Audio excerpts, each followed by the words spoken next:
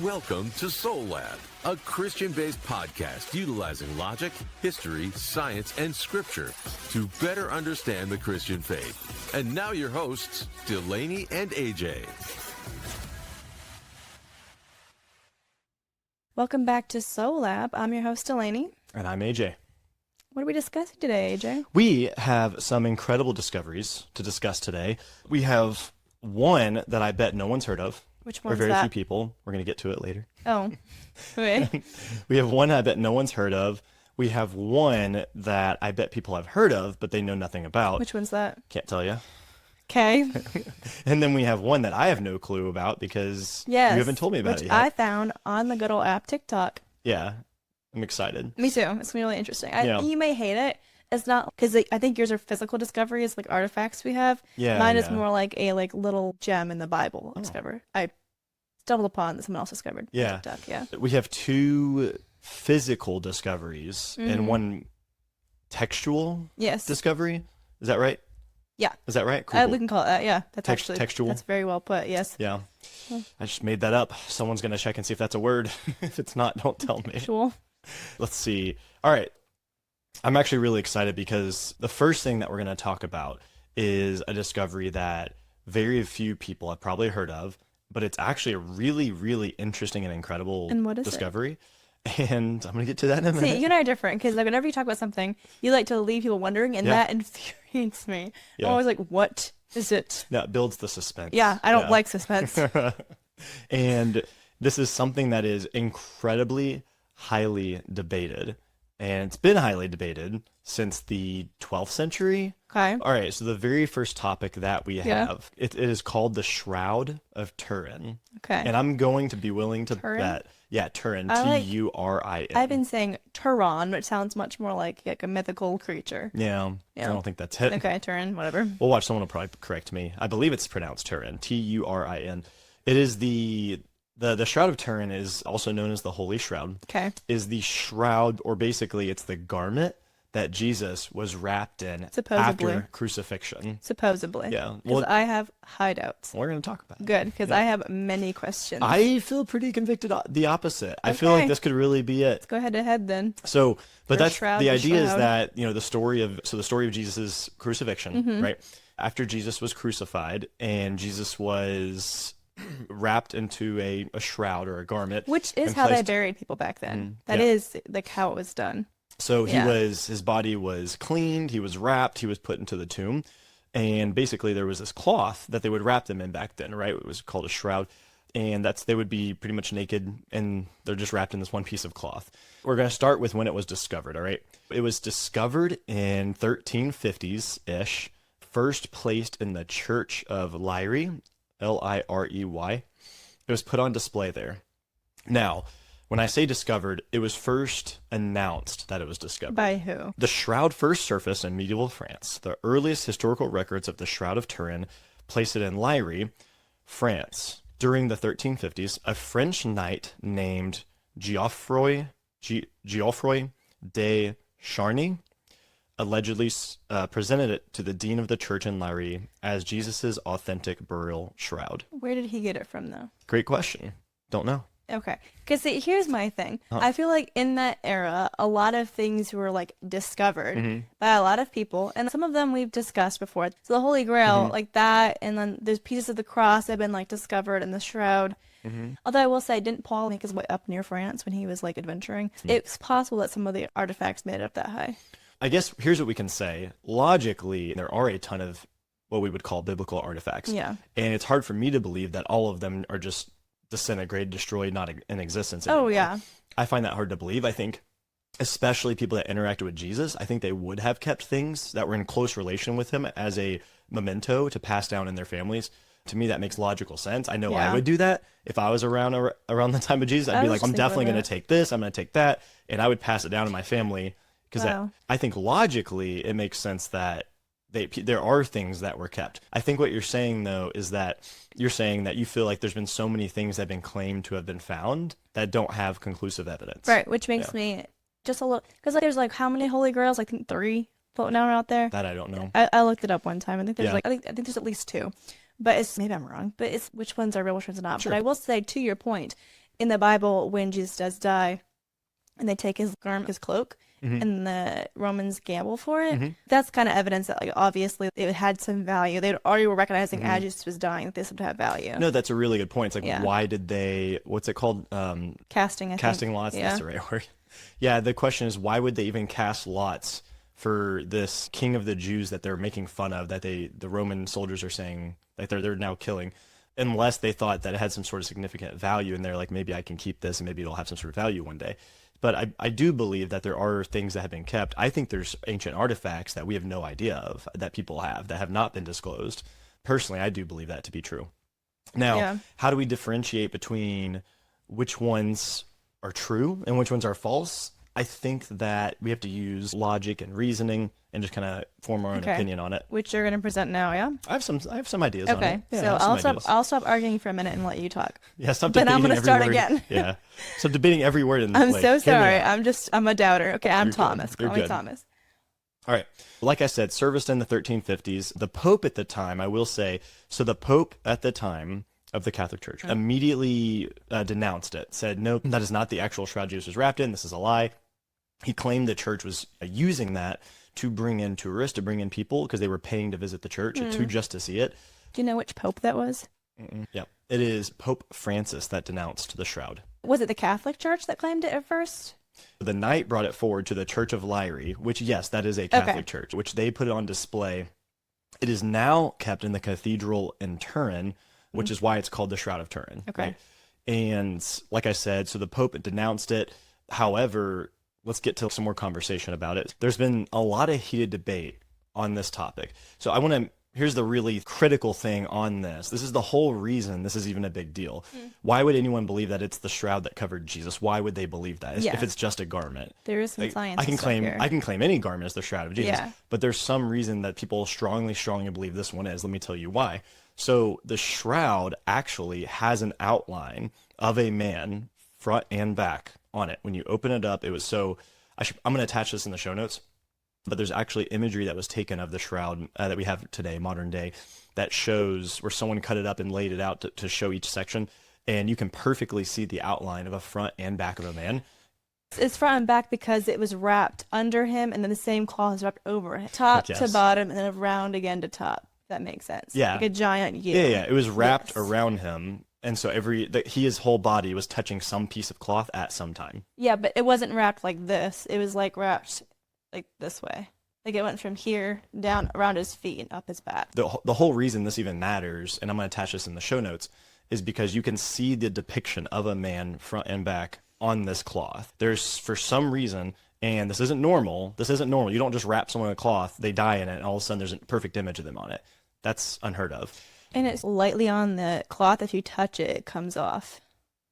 Oh, I didn't know that. Yeah, it's a documentary. Not all of it, a good portion of it, though. It's like, so if you just want like this. It's like faintly on there, you're saying? If you want like that, it'll wipe off. Like Interesting. That's how little, yeah. I know what they did is they took an image of the cloth laid out perfectly so you can see the front and back of the man that's on it. So if you reverse the image, reverse the colors, you can actually see the image much more clearly, and you can actually see details on the person, which is really cool. There's a regular picture and a reverse picture, so you can kind of see the difference. Okay, so first off, it's interesting just because we have no record in history of any garment ever anywhere in the world ever being like that. Ever. There's no garment that has this weird situation where you can see this superimposed body on it front and back, and you can get so much detail out of it.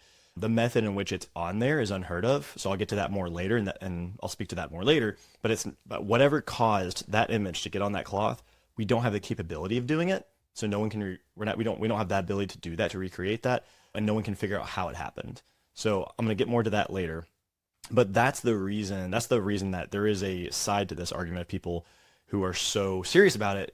No one's just claiming this cloth is the one that Jesus was wrapped in. There's also this depiction of a man on it. So I'm starting with that. All right. Okay. Here's the next thing. Not only is it a depiction of a man on the cloth, multiple theologians and scientists have studied the cloth, and you mentioned this earlier. And this is now a debate because there's two different teams that each tested the age of the cloth. They both got contradicting studies, right? Yeah. One of them, like you said, took a corner of the cloth, or this is the argument that was made. They took a piece of the cloth, they tested it, and they said, hey, this is from the 1350s, which means it's fake because Jesus wasn't alive in the 1350s, right? A team actually argued against it, saying, no, you tested a corner that was patched up and fixed from the 1350s. You didn't test the center of the cloth or where an image was. And it's then like a beautiful form of repair that's so intricate you can hardly see that it's been repaired, which is why they didn't know. that's the argument. Yeah. That team is saying, no, we didn't. Right. So there's an argument there. Yeah. And it was like, what, 20 years apart, right? The two studies? Yes, Okay. I think they were about 20 years apart. And so the other study that was done said, we're confirming that the cloth was created sometime in early, either last century BC, first century BC or first century AD. That's the claim. So sometime between 100 BC to 100 AD, which would line up with when the cloth was probably actually created. Right, because they had to create it shortly before he died. Yeah, it was probably, it could have been created many years before he was born even and kept in the family, but it was basically, it had to be created with somewhere around that time. Yeah. Just like if I were to pass down a shirt to you and you gave it to your daughter. I have a question. Yeah. So you know how he was buried in Joseph of Arimathea's tomb? Yes. Do you think it was his shroud too? Do you think when they go to bury someone, it was just his tomb, or do you think it was all of his preparations too? Oh, I have no clue. Someone probably has studied that before. Yeah. I have no clue I mean, how they were probably buried. historians would know all of that information, but anyway. Yeah. All right, so that's the first thing. And I don't think what I just said, I don't think gives credit to or against it, because like I said, it's two different people, two different teams that are in conflict, each that did their own study. I say that to say because if someone were to Google this subject later and they see, oh, this person did this study, it says 1350s, I want them to already know that there's another team that's contradicted that. I want them to have that information. That's why it's highly debated. Is this real or not? Because if it didn't have controversy, it wouldn't be as debated as it is. But here's the next piece. There were bloodstains on the cloth, and the bloodstains were tested. They were a real human being. There's real blood. There was also scientists and theologians that looked at the detailed image of the person that's on the cloth and found that they can say with 100% certainty, if it's not Jesus, whoever it is, they were crucified. So whoever it is had the same markings, they had the same stab wound. Like damages on their body. They had the same, they was consistent with somebody that would have been crucified. Okay. Yeah. Gotcha. And so they had the same, because the image is so detailed, you can see holes in the hands at the right angles, holes in the feet at the right angle, and you can see like whiplashes on the back, like Jesus was whipped. But you can see those details until, well, if it wasn't Jesus, it was still someone that was crucified. All right, so here's the last thing. And I hinted at this earlier. Okay. And then we get all your objections, all right? I mean, I've gotten most of my objections out in the beginning. Have you? Okay. Yes. Here is the only reason that I actually believe it is the Shroud of Turin. Okay, why? Okay. Is that the image, I said this earlier, the image that is depicted on the shroud, scientists cannot figure out what caused it. Modern science can't replicate it, which I think is interesting. But scientists believe that this image could only have been caused by some sort of strong electromagnetic radiation at a specific frequency that the shroud needed for it to retain that image. Let's Google what is the radiation in Jesus' cloth. And it talks about an intense burst of vacuum ultralight radiation produced a discoloration on the uppermost surface of the shroud's fabrils, which gave rise to the perfect three-dimensional negative image. Which is what you're talking about, right? Negative image. That's the word I was looking for. Oh, the opposite is the It's called a negative. negative Yeah, image. that makes sense. Yeah. I don't know why I But it couldn't didn't do that earlier. scorch it. I don't think it was burned. It was a. That's what's interesting. Yeah. It didn't scorch it. It was at the right amount of radiation to not burn the cloth, just to put the image on there. And so the belief is that whenever Jesus came back, so Jesus obviously died. When Jesus came back, that there was a burst of light there. I say that all to say the reason that I believe this to be true is because if modern science can't replicate whatever the heck did happen, right? And we do have the evidence that the image does line up with a man. It's a male in their 30s who was crucified and had similar other beatings and markings on them to Jesus, right? Just, it seems to me like it's more likely it is. I'd be curious if there's electromagnetic radiation on other supernatural locations, like where Moses and God spoke on the rock. Oh, like what other miracles happened. Yeah. Oh, I see what you're saying. Or like where God split the rock. Or like other people that came back from the dead. So Lazarus. Yep. Does Lazarus? Yeah. Was there some sort of same event where Lazarus was resurrected? That's interesting. Huh. I don't know. That's a good question. Yeah. Probably. That is all I have on the shroud. I don't know. What's your thoughts? That's it. That's it? So you still anti-shroud? You're like, that's fake? Or I'm on you're the unsure? fence still. I don't think I'll know for many years to come. Yeah. I didn't know that we couldn't. I knew that they said that they didn't know what caused it. I didn't know we couldn't replicate it. Yeah, modern science can't seem to replicate whatever happened. That's so interesting. Yeah. convinces me. Yeah. All right, so we got 2 more topics. Let's get into them. Okay. Do we want to switch to your thing and then end on this one? No, I want to end on my thing because my thing is just like a biblical gem, like I'm saying. Yeah. And it's kind of almost a little worship thing instead of like a sciencey thing. Okay. All right, let's get in the next one. So yeah, Shroud of Turin, we wrapped that up. That's something that I bet most people probably haven't heard of. If you have, good for you. I had not heard of it until recently. Now, this next topic that we're going to get into, this is something that I would argue that most people have probably heard of. Yeah. Or I would assume most people have probably heard of. However, I would be willing to bet most people don't actually know what it is or don't know the significance of it. Okay. So what is it? It is the Dead Sea Scrolls. Wow. Yeah. And those were discovered in the 60s? Right? So, wow. It's funny because as an adult, I've realized that most people didn't know about these Dead Sea Scrolls until adulthood. It's not a very common topic. I was homeschooled as part of my Bible school. So I grew up knowing about it. And so to me, it's, oh, yeah, of course. But I've realized as an adult that it's not part of most people's education system. Yeah. Right. So the I didn't know about it as a kid, I don't think. I don't think I've heard of it. 60s? Dead Sea Scrolls were first found 1947. 47. Oh, I'm a little off by it. Do you remember how they were found? The kid in the rock, right? Yes. He was chucking it into a cave, right? And it broke a glass jar. And Yep. So there was a local kid, teenager. He was actually a shepherd. Not local to Chattanooga. And it actually wasn't one kid. I think it was 2 kids. But there were these 2 shepherd boys, and they were... I freaking love it with shepherds. It was like, how biblical can you be? Oh, I thought that was cool, too. I was like, oh, it's shepherds. That's so cool. Looking for a sheep. Yeah, there's a constant shepherd theme in Scripture. So... yeah, these 2, I actually think it's really cool how they were found, but these 2 teenage boys, these 2 shepherds, were leading their sheep, and they were kind of bored, as teens are sometimes, and they're just tossing rocks in a cave, and all of a sudden they toss a rock inside, and they hear a crash inside. Yeah, something shattered. Yeah, and they're like, what was that?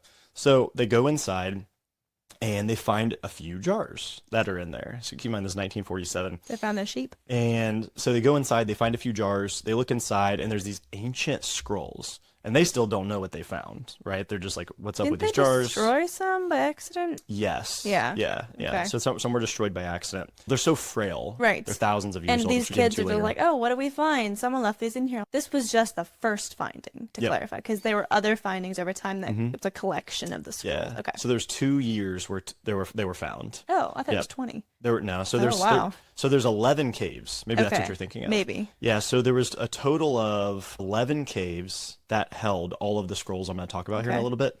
And the first finding was 1947, and then archaeologists came in, immediately realized what they were, and the archaeologists came back in 1956. More were found.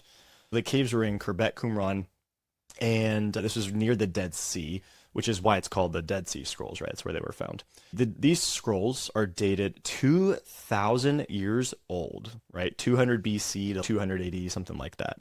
These are very, very, very, very old. And most of them were in Hebrew, with some of them in Greek and Aramaic. Keeping in mind that at that time, 2,000 years ago, that was around the time Jesus' ministry had started and finished. That was around the time that now people were having to flee Jerusalem because the Romans are now persecuting Christians. And to this day, we still don't know who wrote these. All we know is that we can use logic and say it was probably a group of Jews or Christians that were fleeing around that time that had all these documents and they were trying to preserve them. Yeah. And they were consistent with scripture. Correct me if I'm wrong. They were consistent with scripture, except for a few like errors and like pen markings that they said. Yeah, we'll get to that more later, but that's actually one of the most that's one of the most incredible things about the discovery. Yeah. Was there anything from the Apocrypha? There was. Yeah. Yeah. So Apocrypha believer. There were 950 different scrolls. Okay. From the 11 caves. 950 scrolls. That's a lot. I actually didn't know that. Yeah. That's interesting. There's a team of people that got together, collected all the scrolls as much as they could. And keep in mind, when I say there were 950 scrolls, I'm not saying that there were complete intact scrolls. I'm saying there were 950 scrolls total, but they were all in pieces. It'd be like filling this room with like pieces of scrolls. That's how much it would be. Does that make sense? Imagine a room filled with tattered pieces of scrolls. Okay. So the team had to go collect them all and figure out, okay, it's like a giant puzzle. This one goes over here, this one goes over there, this one goes over here. It's like a puzzle on steroids. they didn't find complete scrolls. They had to spend years compiling them. putting them together. Right. And figure it's like just a giant puzzle they had to figure out. That makes sense. But the cool thing is they did. They put them all together, and it totaled 950 documents. Insane. Yeah, so the crazy thing is that there were people so dedicated that they spent years trying to put all these together. Yeah. And I just think it's insane that there were 950 scrolls. And I want to clarify, there were 950 scrolls, right? What was included in that? Okay, so you had the Hebrew Bible, which we call the Old Testament. It's the same thing. Okay. You had some New Testament writings, and you had Apocrypha, Old and New. No, just Old Testament. It was Old Testament Apocrypha. Yeah.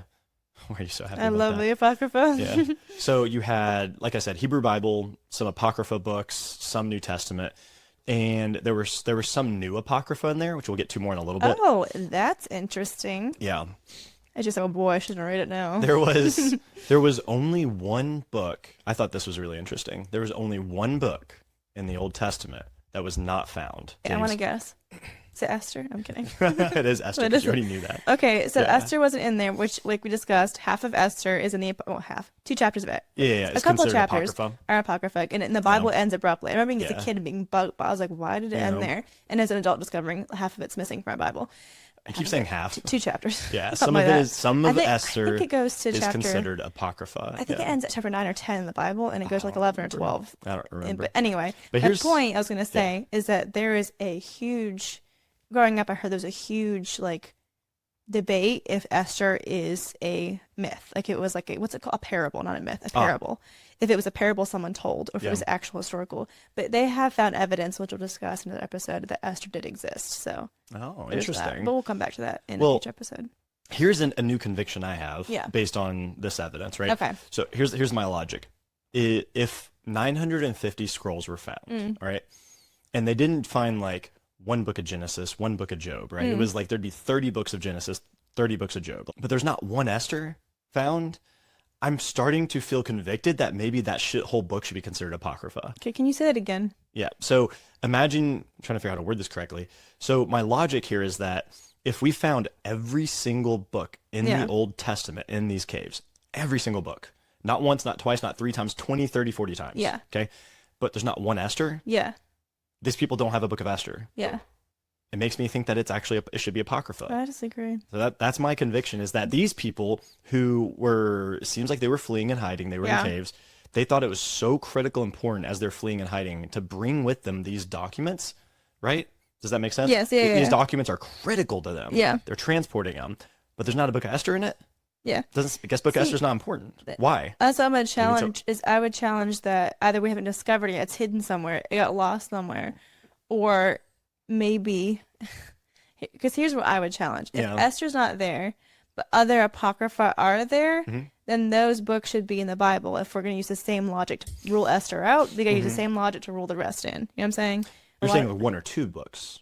Yeah, that the are ones Apocrypha. that were considered canon until the mid-1800s, and those were removed. Okay. Those, I think, should be considered.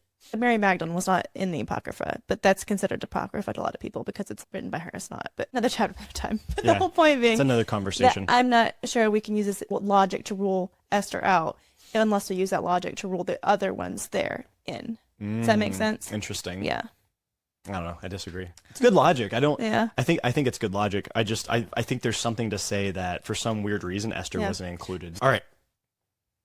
So next, let's talk about, so that's the Dead Sea Scrolls. That's how they were found. That's what they are. It's a little information about them. Here's the big question, though, is, like I said, most people have heard the Dead Sea Scrolls, but they don't know why it's important. Like, why does it even matter? Why do we even talk about it? Why was this considered I think most theologians consider this the greatest archaeological discovery. Yeah, because it confirms, for one, that the Bible was consistent all those times, apart from a few little pips on the paper. Let's talk about that. So what do you mean by that? I mean that between however many copies are found, each of the translations is consistent. Remember, this is handwritten way back when. So it's super easy for it to, what's it called, paraphrase and write your own kind of narrative. But between all these copies, the narrative stays the same. It doesn't change, doesn't ebb and flow. It remains consistent. And they said that the only errors was maybe if let's say you wrote controversy, and the why and the controversy, the only difference was that it dipped into the next sentence. They said something like that. I think, if I can clarify, I think what you're talking about right now is, so up until this point, up until 1947, one of the greatest arguments against the Bible, Yeah. right, was the idea that we can't trust the Old Testament. Because keep in mind, the New Testament, we had plenty of writings that we've seen through the New Testament from different people that had been compared by the churches. And what they did is they did this method of comparing, I'm just talking about the New Testament right now. They would take writings, compare them, and we can do that. And we can see, okay, if I take 1,000 books of Mark, okay, different people wrote them, 1,000 different people wrote them. If I compare all 1,000, I'm going to see a 99.9% accuracy between them. And the only 0.01 is grammatical errors. Okay. Right? That is a common truth. And that is actually something that proves the New Testament to be accurate, is the fact that we can trust it, because when we compare all these different people writing, it wasn't the telephone situation where, because that's the argument people say, well, it's like telephone, right? If I tell you something and you tell someone else and they tell someone else, something's going to be lost. It wasn't like that. It was 99.9% accurate. It was just grammatical errors, like the person writing accidentally spelled something wrong, right? So that's what I'm trying to say. Yeah. Okay. So let me say, so that's New Testament. Yeah. We don't have that for Old Testament until this point. Now, right? So that's why it had so much significance, was people were making that argument for the Old Testament, saying, how do you know that the Old Testament wasn't messed up that way? And all of a sudden we get these writings, they're 2,000 years old, and they are 99.9% consistent with the writings we have today, which is just incredible. But it proves once again, and sorry, to say what you said, the 0.01% once again was grammatical errors. Just someone spelled a name wrong, or someone actually put the Y at the end or the beginning instead of in the right place, whatever. But it proves the same idea that we can trust the Old Testament writings as well, that they are consistent. So that's the most incredible part about it. So that supports the concept that the Old Testament is what? I think so. It proves that the Old Testament is number one, consistent. Okay. That it was not perverted. Okay. Right. It proves that that we have the same scripture that they had 2,000 years ago, that the Jews had 2,000 years ago, and it makes you feel more confident in what you're reading, knowing that. Because I think a lot of people have fears. I have as well. What if someone at some point in time perverted this and changed this drastically? Yeah. And depending on your translation, that could be true that you're reading, which that's a whole other conversation. That's more though the language translation, more so than it is the actual. Because it's discovered in Hebrew and Aramaic that they're discovering these scrolls in. Yes, Hebrew, Greek, and Aramaic. Hebrew, Greek, and Aramaic. Well, the Old Testament was mostly Hebrew. Okay. That's what it was originally written in. So Hebrew is the Old Testament. Greek and Aramaic is the New Testament. Yes. Okay.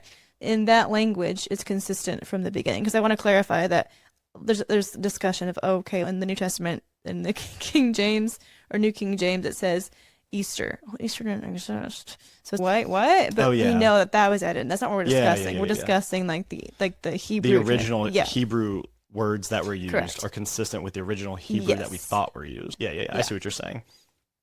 So that's just incredible. I mean, it was an awesome discovery. I mean, that's obviously the likelihood of that just being a coincidence is impossible. It just gives so much credit to the scripture that we read. So that's the number one reason that has so much importance and so much significance. I think it just gives Christians a much firmer standing on their beliefs. Yeah. I love that. Here's the next one. Here's the next piece. That was the first most important thing, in my opinion, about the discovery. But here's something else that we found. Yeah. There were other important writings found that were not Old Testament, New Testament, not Apocrypha. Completely different writings. In the same that no one had ever read before. Included in these 900. Yes, in the 950s. Okay. Yeah, so there were some that had never been read before ever. What was it? Yeah. There were a few sectarian writings. What's that? Basically, a sectarian writing is just a writing explaining, hey, in our culture, in this part of the world, or in this community, here's what we believe, here's why, here's some of our routines, here's some of the things about us. It's just like saying, hey, for you to understand better where we come from, who we are, here you go. Here's a manual. That's a sectarian. Does that make sense? Yeah. So there were sectarian writings. The reason those are really cool and important, it gave us better understanding of how the Jews lived, of their routines, their beliefs, what they did on a daily, weekly, monthly, yearly basis. Yeah. And just how they built houses, whatever. Just gave us a better insight into their lives back then. And it gave us information we didn't have, things we didn't know that people did back then. So it was just kind of cool. So there was a few scrolls with sectarian writings, and it discussed things like the community, organization, ideology, political state, etc. Okay. Now, here's a really, really, really cool scroll that was found.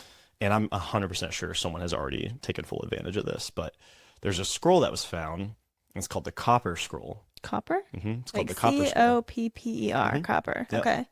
called the Copper Scroll, and it's basically a treasure map. Yep. 64 stashes are noted on this scroll. Yeah. Okay.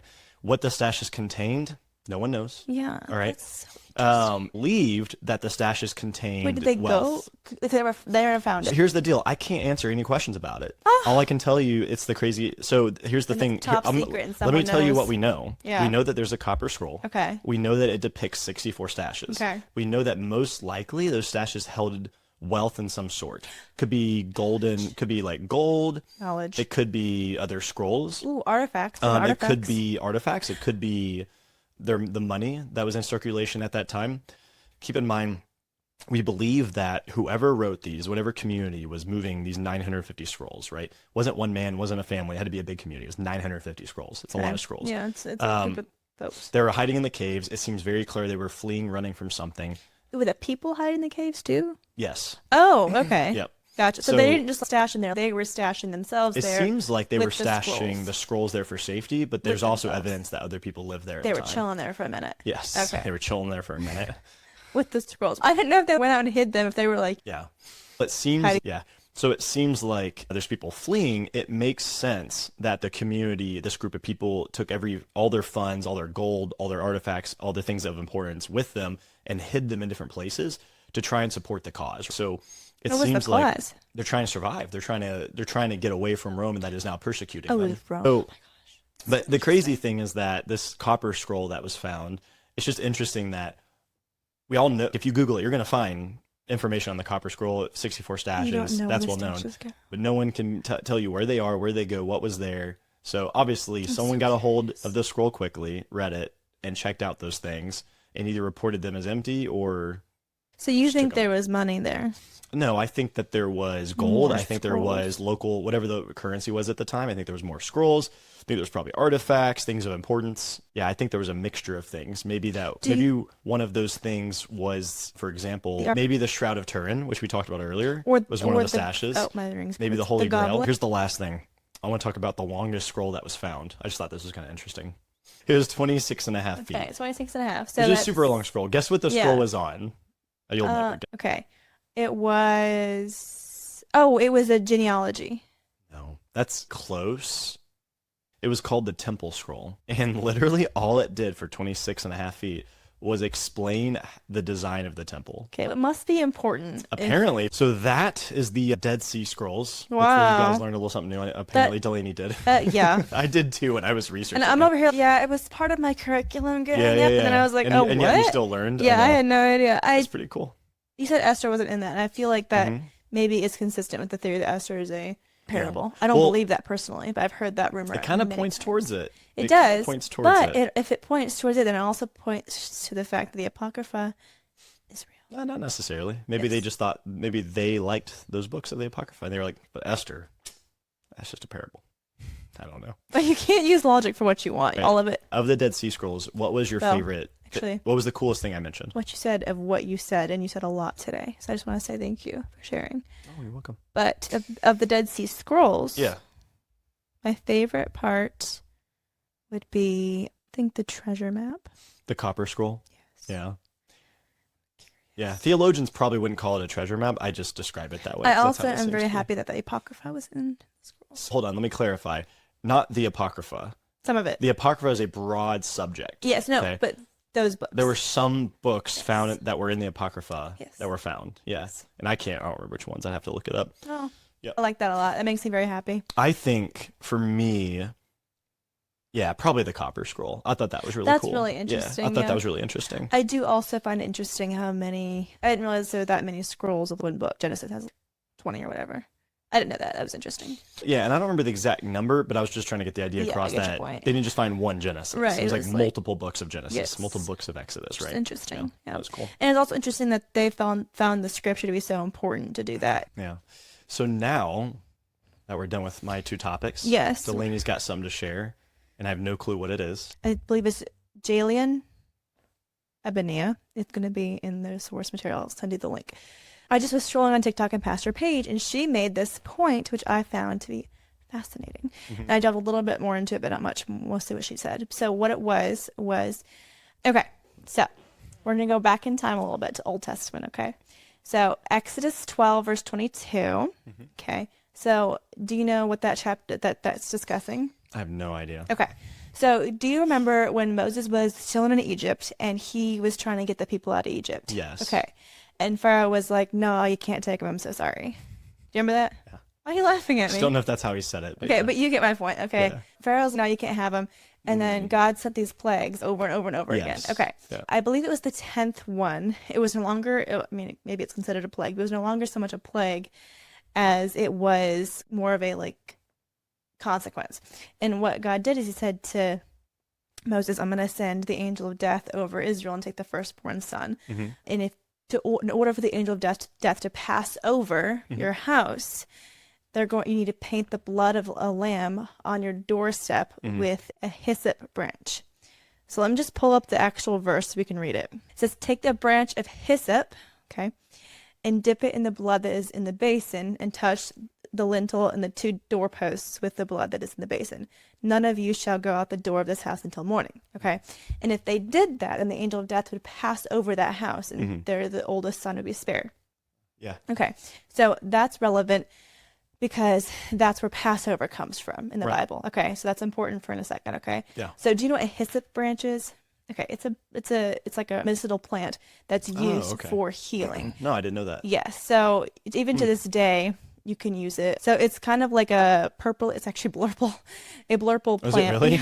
Wow. A blurple. For those that don't know, Delaney's favorite color is blurple. Just like purple and blue mixed. together, Yeah. And it's a shrub, I guess is kind of what it is. But it's in the mint family. And it's native to Southern Europe, Middle East, where all of this is occurring. And it, again, is used for like medicinal purposes. Right. I think specifically to cleanse is what it's used for. And in the Bible, you'll notice like when David sleeps with Bathsheba, he talks about needing hyssop to kind of like heal with it. Oh, okay. Like it's mentioned several times in the Bible. Right. But she pointed out in her TikTok, but I can't remember all the times she listed. There's many times. Like I just typed it into the Bible app. And it comes up like dozens of times.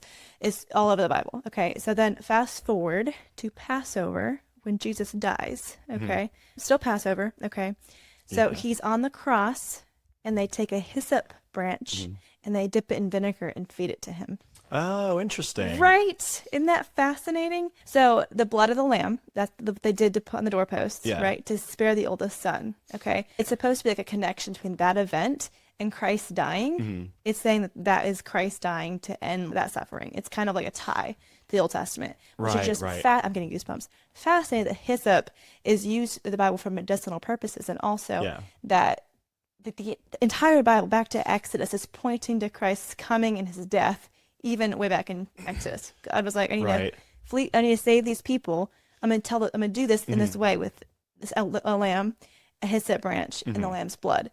He used the same exact thing to save his people, like the entire world this time. Can I make sure I understand correctly? Yeah. So I think the connection that you're making is that when we look at the very first Passover, like the whole reason we call it Passover, on that day, that the Jews were told, take a hyssop branch, dip it in the lamb's blood, and wipe it on the doorpost. And the connection is that when Jesus died, they took a hyssop branch, wiped it on him, which he was covered in blood. So they're wiping it on the lamb's blood because Jesus is called the lamb. Yeah. So he said, Father, I thirst. And they took the hyssop branch and dipped it in a vinegar and wine mix and tried to feed Jesus. So just like how in the Old Testament that happened, in the New Testament when Jesus is being crucified, they took a hyssop branch, wiped it on him, and Jesus is known as the lamb, right? And he's covered in blood, so it was on the lamb's blood.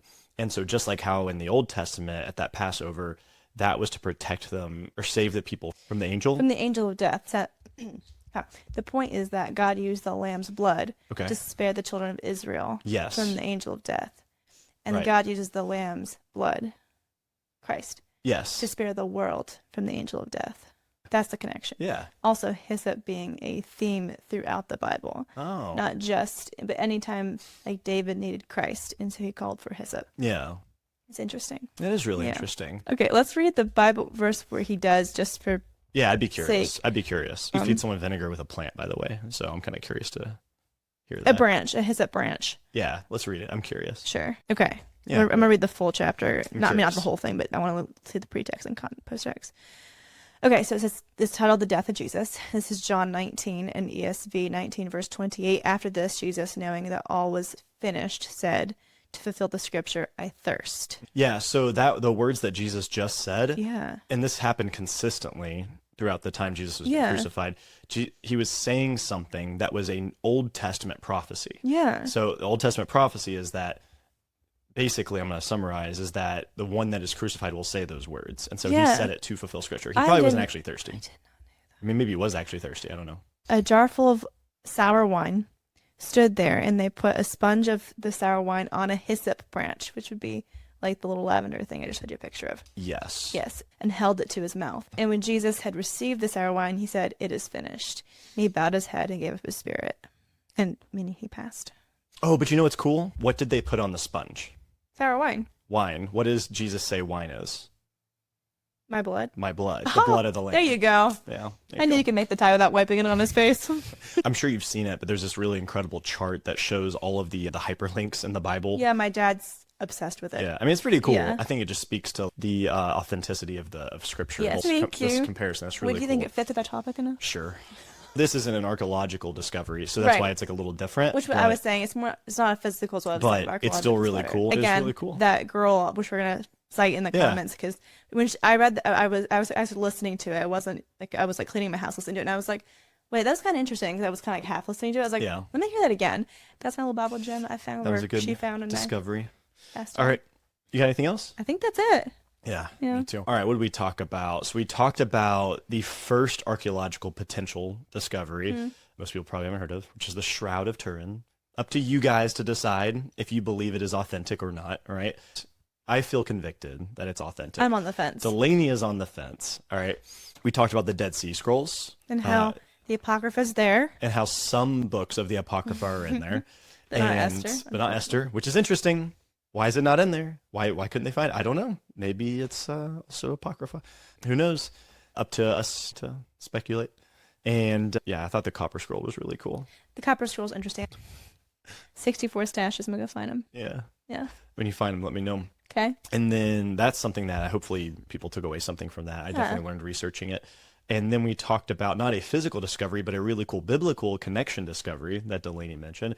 By the way, we've talked before about doing an entire podcast episode just on interesting biblical connections, like that one, where we see these two things that you don't believe are related until you look in depth, and all of a sudden you realize they're directly correlated. Evidence of intentionality for the Bible. It's not. It's, let's have Moses do this thing with it. No, God was thinking so carefully that even under the branch that was used to put the blood on the door. Is this beautiful plan that God had? Healing power to this day. By the way, don't take it if you're on seizure medication. Google says. Oh, so. Good to know. Yeah. But yeah, let us know if you want to hear more of those. There's actually some other ones we've talked about before that we thought were cool. So yeah. All right. Cool. I think that's all I got. So stay tuned for that episode of Soul Lab where we use science, history, and scripture and reasoning to figure out if it's true. Yeah, to kind of compare things and see what's most likely true. Yeah. So we appreciate you guys hanging out with us today. As always, whatever platform you're watching on, if you could throw us, maybe put a little comment in there for us to read.